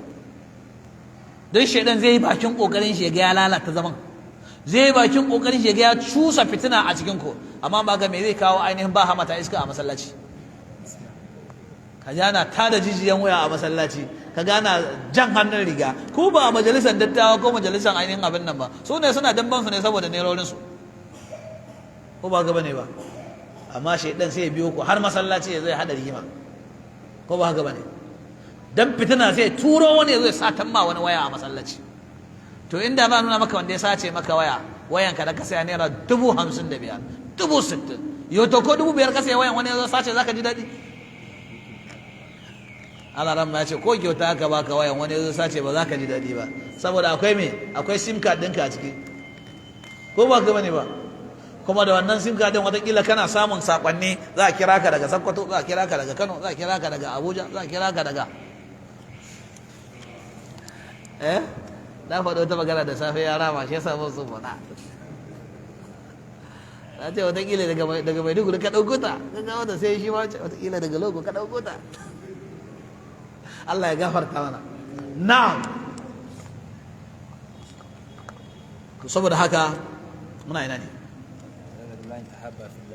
Na'am. To waɗannan dai kaga ya ce rajulani tahabba fillahi, guda mutane guda biyu da suka haɗu da juna a wajen Allah, suna son juna don Allah, a kai suke har Allah ya raba su. Duk yadda guguwa, duk yadda shaidan zai nemi haɗa ku rigima, ku yi ƙoƙari ku zauna ku sasanta tsakaninku, saboda haka kar ku yadda a rika samun tashin hankali a tsakaninku. Sahabin manzon Allah Abdullahi bin Amr bin al-As yace wata rana muna masallacin Annabi, sai manzon Allah ce ku dubi kofar nan, wannan aljanna zai shigo. Yace da nazara ido sai na ga wani mutum ya shigo, kanshi na da gemun shi na diga da ruwa daga kai na digowa da halaman yayi wanka. Ce Allah sarki bawan Allah dan aljanna. Wata rana kuma sai manzon Allah ce wannan aljanna zai shigo, ku dubi ta nan, ba wani rana daban. Yace wannan aljanna zai shigo ta nan. Abdullahi bin Amr bin al-As yace sai na zura ido sai na ga mutumin nan ne na wancan na ranan nan. A'a, haso biyu. Ikon Allah wannan ya dace. Yace kaman abin alajabi, wata rana kuma na uku sai manzo Allah ce ku kalli wancan kofar wannan aljanna zai shigo. Ina fara ido sai na ga mutumin nan ne na farkon nan da na biyun shine ma har yanzu yau. Yace kai. Sai ta satan shi, ta satan lura da shi ya ga yau shi zai fita. Da ya fita sai bi shi ma. Sai Allah dan uwa gidana akwai 'yan matsala haka ana ɗan gyara, ko za ka bani dama in bi ka gidan kan ɗan zauna na kwana 3. Ya ce to gida ne na bayan Allah fa. Ya ce a matsala ni ma bawan Allah ne, a ba damuwa mu je kawai. Ya je da daddare Abdullahi bin Amr bin As ya ki bacci, ya yi ta satan shi ya ga me yake yi.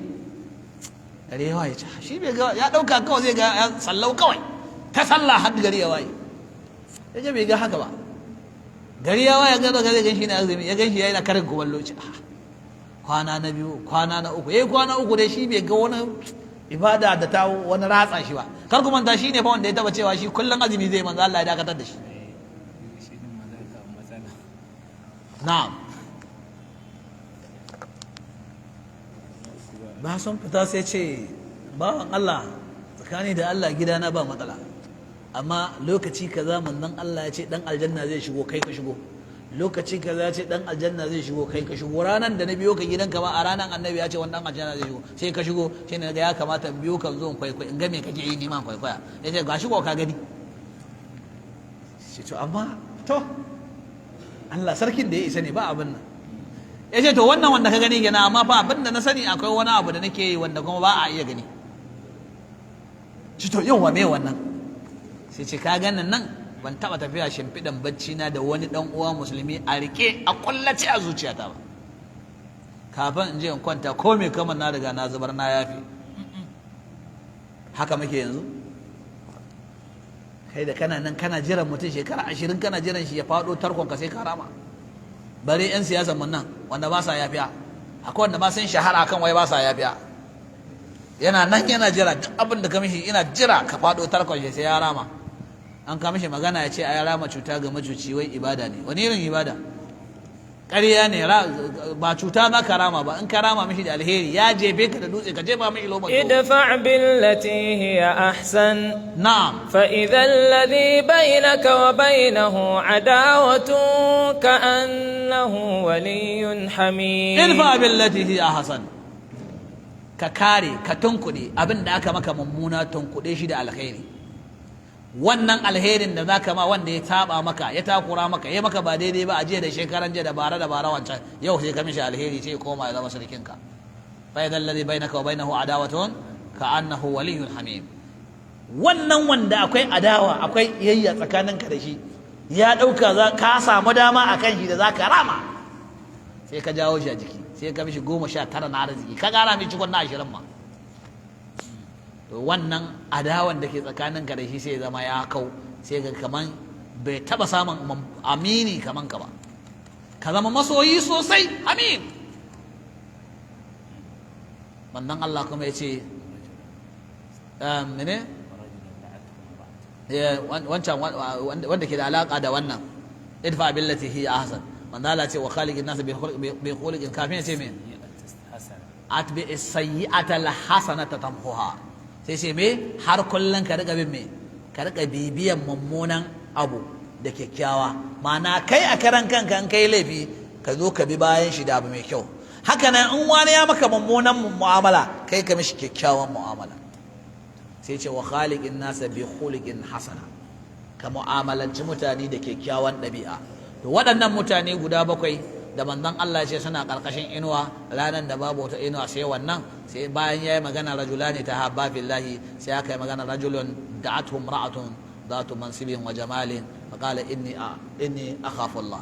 Mutumin da mace dirariya son kowa kin wanda ya rasa, yar manyan mutane ko mai mukami mai kaza ga dukiya ga duniya kuma ga ta kyakkyawa, ta kira shi ta kuma samu kan nashi, ta gama kiran shi, ta gama keɓancewa da shi. Ita ce ga miliyan 10, ka gan su raw cash, dalar Najeriya 'yan dubu, miliyan 10, 100,000 a ɗaure guda 10, nawa kenan? Ga wasu 10 a ɗaure, ga wasu 10 a ɗaure, wannan ɗauri 10 ta kawo maka. Ta ce ga gansu me kenan, duba guda nawa, 1 2 10 1 2 10 1 2 10. Ce to zuba su a jakan nan, ya zuba a jakan. Ce sabel din na ɗaya, ce ya matso da su kusa da kai. Ce to sun zama rabonka amma fa da sharadi. Me yin sharadin? Ce kwana ɗaya za ka yi, yanzu daga shigo gidan nan sai gobe da safe za ka fita, kuma za ka ɗebe min kewa ne, za ka yi kaza, kai kwana da ni za ka yi. Ga ta kyakkyawa, ga kuɗi, ga miliyan 10, amma ya daure ya ce inni akhafu Allah, ko da zai faɗa a zuciya, saboda in ya faɗa a fili za ta cutar da shi. wataƙila in ya faɗa a fili ta ɗora hannu a kai ta yi kururuwa ta ce barawo ko ba ka bane ana zuwa ce ai ga jakan ma har ya sata sai ce wannan na yi da kin faɗa min da na zo da shiri na ai bari in je in kimtsa sosai na dan barabin nan ai wannan abin da nake ni ko baki ban wannan ba ai kin same ni da gaske ce a to shikenan bari in je nan kana tafiya kana fita waje sai kai suje da shugo ka gode Allah da ya fitar da kai a wannan kaga ka ji tsoron Allah ka ce inni akhafu Allah amma a can cikin zuciya Allah ka gafarta mana sannan manzon Allah ya magana wa rajulun tasaddaqa bi sadaqatin fa akhfaha hatta la ta'lama shimaluhu ma tunfiqu yaminu mutumin ya bada sadaka yayi iyakacin kokarin shi bai yi riya ba shine fasaran wannan hadisin bai yi riya ba ya boye ta inda hannun hagu bai san menene ma hannun dama ya bayar da sadaka ba ga waɗansu suka ɗan ƙoƙari su kamanta sai su ɗan dunkule wani abu sai su jefa a roban fi sabilillahi wani ƙaton kuɗi ne wani kuma naira biyar ce bai so a ga naira biyar ne sai makalkale ta da karka damu ko naira biyar ne makalkala kayanka ka jefa a roban Allah ya ga abin da ya gani yanka kuma naira biyar ai babban kuɗi ne in Allah ya tashi baka ladanta domin wanda yake da naira ashirin kacal a ajiyun sai ba da naira biyar ko bai da ko kobo sai naira biyar din sai ya haƙura da ita ya bayar da wanda ke da 10,000 sai ba da naira 100 wane ne sadaka su tafi girma a ido wane tafi girma ta mai 200 ko ta amma a zahiri goma wannan ba shi da kokowa iyakan kudin kenan ya kuru ya bayar wannan kuma bayan a cikin naira 10,000 ne kawai cire naira 100 ya bayar bai ma kai ko 1% ba ko 1% kenan ya bayar na 10,000 ba ana cewa ya fi lada ba amma ana cewa wane ne ya fi dauriya na fatan fahimta wanda ke da 10,000 ya ɗauki naira 2,000 ya ba da sadaka ko wanda ke da miliyan 1 ya ɗauki naira 10,000 ya ba da sadaka wannan 10,000 gare shi ya daure ya ɗauki 2,000 ya ba da sadaka ya kasa kuɗin gida nawa gida 10 ya ba da kashi 2 to shi kuma mai miliyan 10 ya ba da naira 10,000 shi ya kasa gida nawa kenan shi ma inda zai kasa gida 10 sai ya ba da miliyan 2 ai ko ba ka bane da sai a ce to dauriyansu ya yi daidai a nan Allah ka gafarta mana tun na ƙarshe sai manzo Allah ce wa rajul zakara Allah khaliyan fa fadat aina mutumin da ya tuna Allah shi kadai kadansa a'a wata aya ya karanta ta girgiza shi can sai fara zubar da hawaye ba kukan riya ba fa ka san yanzu akwai kukan riya kuma ko ba ka bane ba wannan na kuka ne ma barin fara kuka me yasa ka kuka uku shi wancan me yasa shi kuka baka ma sani ba kai ba ka barke da kuka wancan ma ya barke da kuka wannan ma barke da kuka Allah sa duka don Allah ne in duka don Allah ne sun samu ina ma ta fahimta wani a wajen hudu ba za barke da kuka kawai ko to Allah sa kuka ne wanda zai ƙara imani ba kuka ne wanda kamar wani wa'azin izala na da can na ba can da farko wa'azin ya izala ko wa'azin mai bansuruwa ba da aka ce waɗansu matasa ne babansu na da kuɗi amma bai ci bai kyauta bai sadaka bai alheri bai taimakawa da suka ga mai wa'azi irin ba wa'azin turman nan ya zo yana tara gargaza ka san har yanzu akwai masu wa'azin turmi ko har akan mambari suke yi kawai in kana so yanzu a san ka zagi gwamnati ka ɓaci gwamnati ka yi kumfan baki ka yi wani ne amma hanyar gyara kenan wani kana so a san ka kana so a helin naka a girmama ka a biyo dare a kama ka kuɗi a yi waye kawai ka hau mumbari ka yi ta zagin gwamnati ko kuma gwamnatin da yake suna da haƙuri tun da an ce demokaradiyya ake yi amma wannan shegiyar demokaradiyyan an ga da ake ainihin cin mutuncin shugabanci kamar Najeriya ba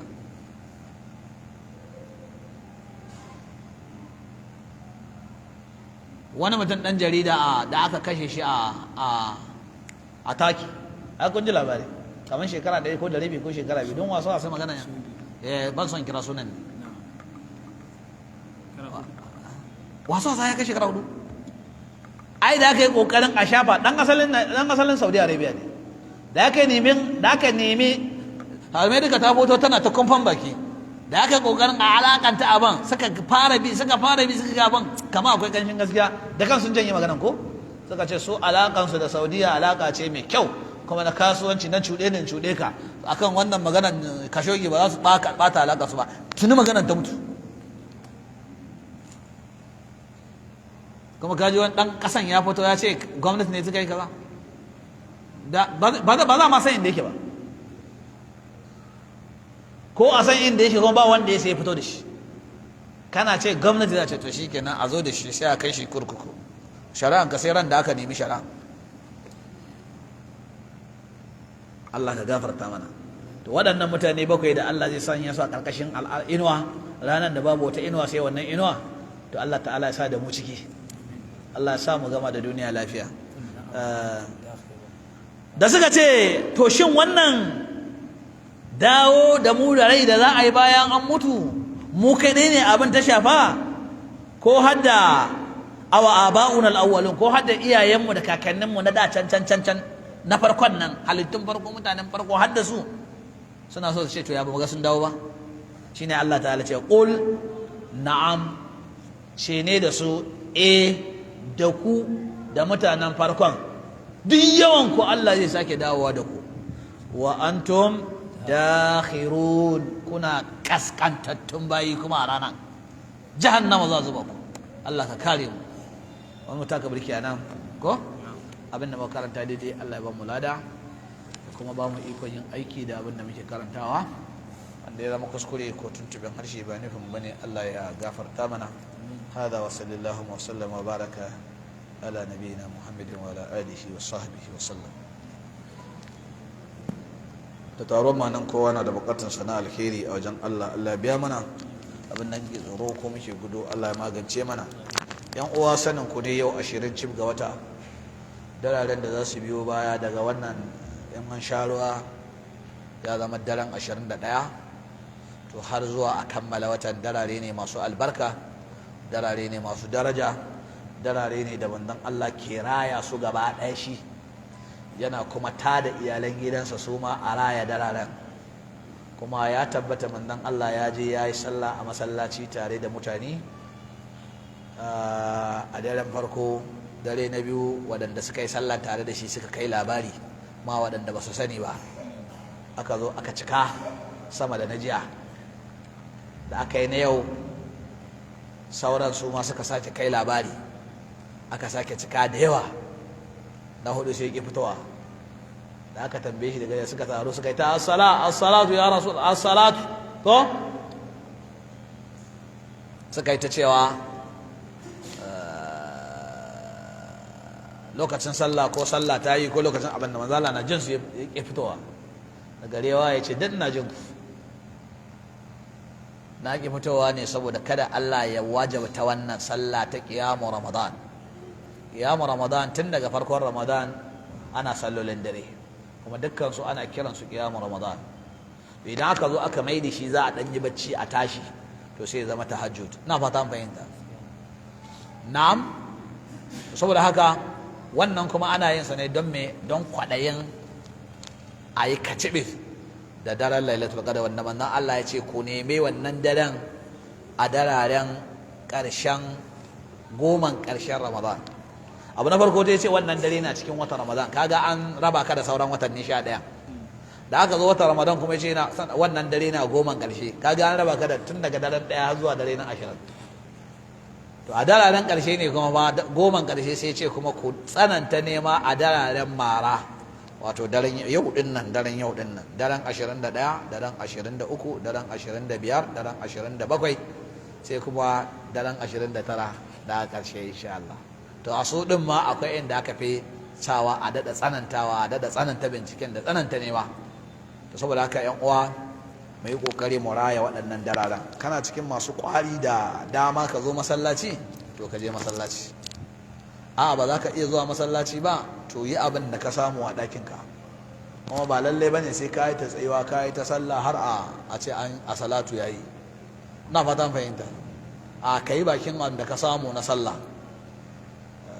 baka haddace ƙur'ani ba, za ka buɗe ƙur'ani ka riƙe, ya halatta.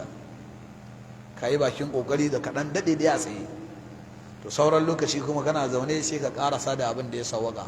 salatin annabi za ka yi ta yi, hailala za ka yi ta yi, istighfari za ka yi ta yi, hauƙala za ka yi ta yi, la haula wala quwwata illa billah za ka yi ta yi, la ilaha illallah za ka yi ta yi.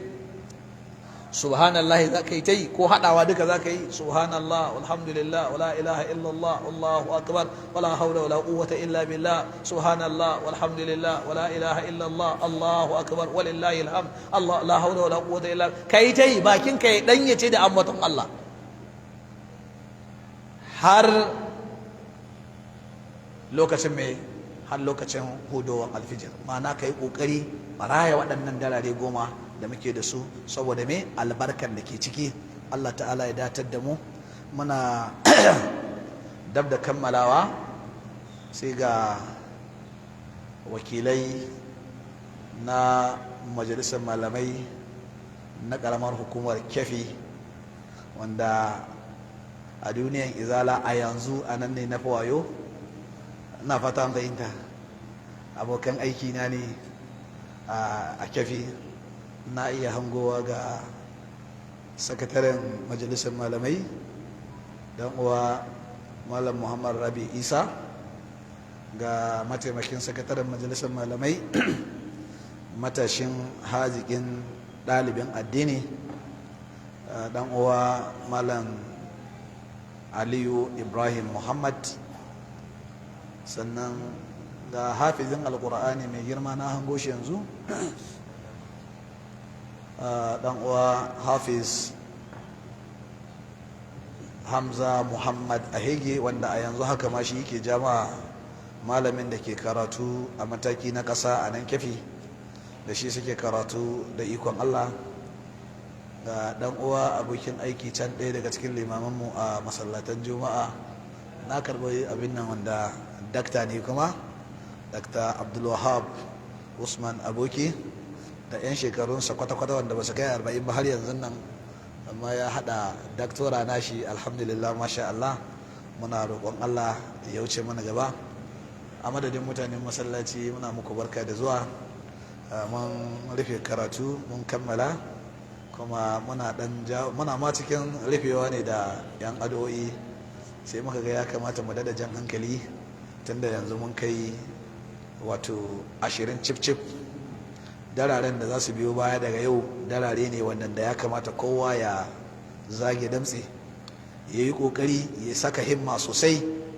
ya nemi abin da zai samu saboda manzon Allah dai na raya waɗannan darare yana kuma tada iyalansa su yi bakin kokarin su insha Allah ta'ala idan kai dace da wannan dare to insha Allah ta'ala abin da zaka samu na falala sai kai ta ibada na shekara 83 da watanni baka ma samu su ba saboda Allah ce khairun ne min alfi shahr to saboda haka bai kamata a yi wasa ba sannan albishar da za mu baka duk wanda ya kokari raya dararen nan 10 duka to tabbas yayi kacibis da daren saboda tunda annabi ce daren nan ne na waɗannan 10 ƙarshen ne idan ka raya dararen 10 duka to lallai kai kacibis da daren sai ka yi kokari ka ji tsoron Allah ka daina banda abokanci banda tsafi banda mugunta banda hasada banda kyashi banda yi da mutane banda neman ka ga garin wani ya bare sannan banda rukun juna a zuciya wancan mutumin da muke bayanin shi da Abdullahi ibn Amr ya je koya abin da ya ce mishi abin da nake wanda ba a gani wanda baka iya gani ba duk zaman ka na kwana 3 yau mun faɗa ko yace shine baya ruko bai tafiya ya kwanta da tunanin sai na ga bayan wani ko sai na rama abin da wani ya mun yana yafewa ne saboda haka mu zanto masu yafiya mu zanto masu haƙuri a wannan darare mu yi bakin ƙoƙarin mu kamar yadda muka faɗa Allah ya sa mu dace da alkhairi a madadin mutane masallaci tawagan majalisar malamai daga karamar hukumar Kefi muna muku barka da zuwa kuma muna fata Allah ta'ala ya gama mu cikin alkhairi za ku yi haƙuri za mu ba su abin magana sai mu ji abin da ke tafe da su insha Allah ta'ala to wanda ba lalle bane zama dakta shine jagoran tafiya saboda ni dai na ce dakta ne ban ce ku shine jagoran tafiya ba saboda haka ba lalle bane zama shine jagora sai in su ne suka ce mana shine jagoran tafiya ina ba ta bayyana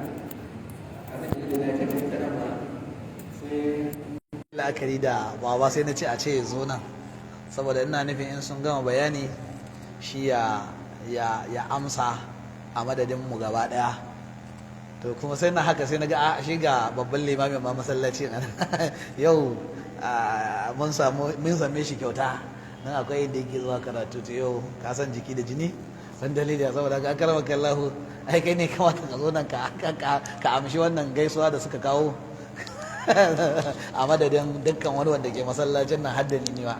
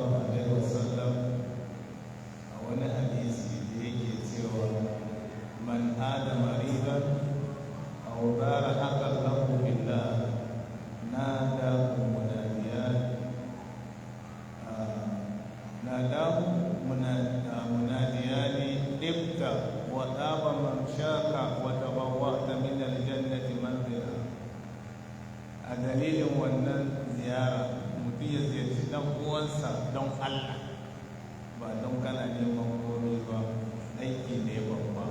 don abin da hadisi ke karantarwa, wanda ya je gaida wani mara lafiya, ka ji labari dan uwa bai da lafiya, ka je ka gaishe shi, ka masa addu'a, ka masa kyakkyawan fata, ko ka kai ziyara ma dan uwanka saboda Allah. abin da yasa annabi ya ce saboda Allah, ba ka kai ziyara ne ka kai kuka ne kashe shinkafan gida na ya kare, ba ka kai ziyara ne kashe kudin hayan gidanka ya kusan kare don haka a taimaka ba, don Allah kawai, da soyayya don Allah, da mutunci don Allah, to za ka samu wannan lada. Allah zai wakilta mala'iku guda biyu su dinga kira su ce kai kawai tafiyar ka ta yi daɗi, don haka aiki mai kyau ne abin da kai, zaɓi inda za ka zauna cikin gidan aljanna. wannan irin wannan aiki da waɗannan bayan Allah malaman wannan nake suka yi, na san ba makawa sun haɗu da wannan kira daga sama. Allah madaukakin sarki ya taimake mu, Allah madaukakin sarki ya sanya mana albarka a rayuwa, Allah ya sa yadda muka addini da muke yi ya zama mun mutu a kai da imani cikakke.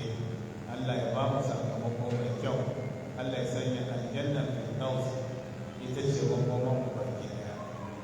Ina ga mun amsa ziyara, mun yi farin ciki na amsa wa masallaci wa anguwa da wannan yanki baki daya. Assalamu alaikum wa rahmatullahi wa barakatuh. Wa alaikum assalam wa rahmatullahi wa barakatuh. Kamar yadda na faɗa, don in an sake haɗuwa ko da ba a nan ba, na ce muku wanda ya yi bayani a madadin tawagar kuma wanda ya fi kusa da ni yanzu a nan shine Dr. Abdulwahab Uthman Aboki, wanda lecturer ne a jami'ar jihar Nasarawa da ke nan Kefi da ikon Allah, kuma ɗaya ne daga cikin limamanmu na masallatan Juma'a. Dakta, muna godiya kwarai, Allah ya saka da alheri. Wanda ke kusa da shi dan uwa Malam Muhammad Rabiu Isa, shine sakatare na majalisar malamai na karamar hukumar Kefi, kuma dan uwa ne wanda tun jiya da shekaran jiya ake wannan aiki, ake wannan tafiya. Allah ya kara ma rayuwa albarka. Shi Malam Rabiu in ka gan shi a fuska sai ka ga kaman wato dan yaro ne, to amma kuma tuntuna ake wannan harkan, ake ta wannan aikin, kuma an dade ana ta yi. Dan uwa Malam Rabiu ma'aikaci ne a babban asibitin gwamnatin tarayya da ke jihar Nasarawa a Kano, wato Federal Medical Center Kefi. Mabi da shi an gama Rabiu na shine na biyu. Mabi da shi shine Hafiz, mahaddacin Alqur'ani, Hafiz Hamza Muhammad Ahige, da kamar yadda na faɗa muku yanzu haka ma shine yake fafatawa da daddare su yi ta yawo Alqur'ani tare da malam, baya gajiya.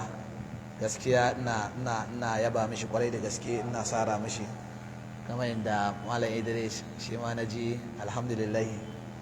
Gaskiya Hafiz Hamza Ahige kuma a jami'ansa shi sciences ma yayi, mahaddacin Alqur'ani ne amma kuma masanin ilimin kimiyya ne. Sannan kuma duk wannan windojinku na kwalaben nan zai sassauke su, ya warware su, ya sake hada su, ko ku kawo mishi karafunan ku ce yanka ka hada, mu gani zai yanka ya hada. Ma'ana shi ma yana kirkiran windoji, yana halitta windoji, ma'ana yana kirkiran windoji shi ma. Ma'ana bayan wannan, bayan haddan Alqur'ani, bayan kasancewar shi scientist daga jami'a, sannan kuma yana da sana'an wannan daure-dauren windojin nan na sliding windows din. Kwararre ne a wannan bangare shi insha Allah. Mabi da shi shine dan uwa wanda su a Izalan ma aka haife su, dan Alhaji Ibrahim Muhammad marigayi Alhaji Ibro, wanda shine mataimakin shugaban kungiya na daya a jihar Nasarawa, wanda Allah mai wafati yan shekaru da suka wuce, kuma shine mataimakin sakataren majalisar malamai, shine mai mataimakin wato mai ba da sanarwa mai sunan ne ba fiyaro ba MC a wajen wa'azinmu na jiha, shine deputy MC na jihar Nasarawa.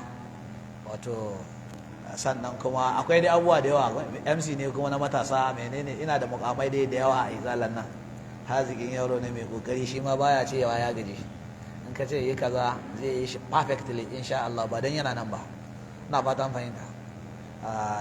Idan kuna bibiyan yanan wato manhajar nan ta WhatsApp na kwamitin matasa ko na social media Nasarawa State, Jibus Nasarawa State, wataƙila za ku ta yin karo da karatuttukan shi wanda yake gabatarwa a masallatai daban-daban, musamman masallacin Bilal da ke jiyare da masallacin Imam Ramadan da ke nan Locust, babban masallacinmu. Yana da karatuttuka da yake gabatarwa a wajen insha Allah ta'ala. Sannan kuma masallacin Bilal din da na kira shine babban limamin amma na 5 salawat, sannan kuma na'ibi ne na ɗaya daga masallatan juma'a mu insha Allah ta'ala, Aliyu Ibrahim Muhammad. Sannan yanzu haka ma'aikaci ne shi ma a Federal Medical Center Kefi insha Allah ta'ala. Shi ma kuma gawartaccen menene ake kiran su nan,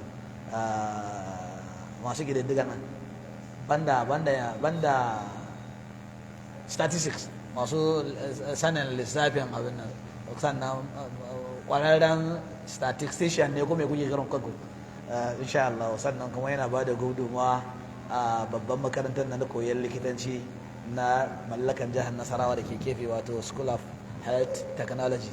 Malami ne a wannan makarantar, sannan kuma ma'aikaci ne a Federal Medical Center. Kenan dai haka yan aka kawo maka yan majalisar malamai na Kefi mutum 40 da wani abu, kowa ka daga sai an ce maka ga profession nashi, ga kaza ga kaza. Za galibi ma ba wai abin nan dabba ne kawai. Saboda ka Allah ya kara mana yawa albarka. A madadin ni kaina, ni kuma ina gabatar da godiyata ta musamman da kuka samu dama ko ka kawo mana ziyara a nan inda nake karatu. Da fatan Allah ta'ala ya bar zumunci, Allah ta'ala ya da hada fuskokinmu, ya sa aljanna ta zanto makomar mu da ku baki daya. Za mu so ku ba mu alaramma Hafiz Hamza Muhammad Ahigi ya rufe mana wannan zama da waɗansu ayoyi daga cikin Alƙur'ani mai girma.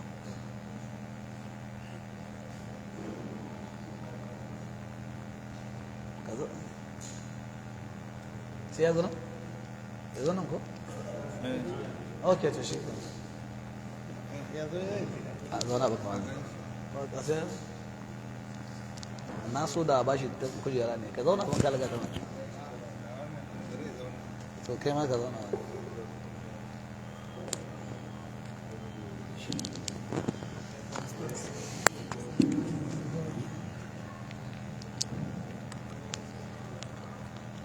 أعوذ بالله من الشيطان الرجيم. بسم الله الرحمن الرحيم. ولله ملك السماوات والأرض والله على كل شيء قدير. إن في خلق السماوات والأرض واختلاف الليل والنهار لآيات لأولي الألباب الذين يذكرون الله قياما وقعودا وعلى جنوبهم ويتفكرون في خلق السماوات والأرض ربنا ما خلقت هذا باطلا سبحانك فقنا عذاب النار ربنا إنك من تدخل النار فقد أخزيته وما للظالمين من أنصار ربنا